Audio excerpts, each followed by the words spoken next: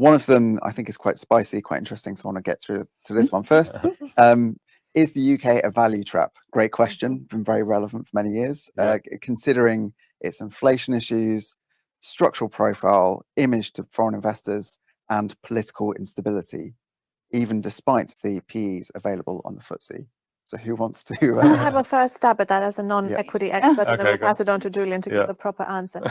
Well, I think the way I would think about that is I would disaggregate the big international listed companies, the miners, energies, from the domestic UK small and mid cap. So it's almost two separate universes to my mind.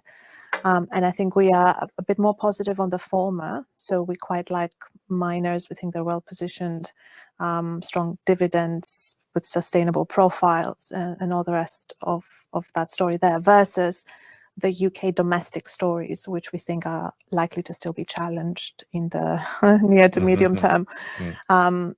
So tale of two cities would be my take on the UK market. So which UK, which part, and what's the underlying exposure, to your point earlier, if it's an international earner, with a good monopolistic, geopolitic position in some of the mining names.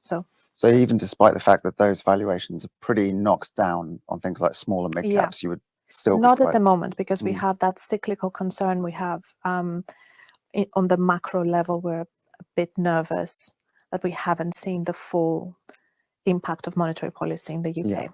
We're not at the bottom, potentially. So for us, it's a bit too early to start taking that exposure higher.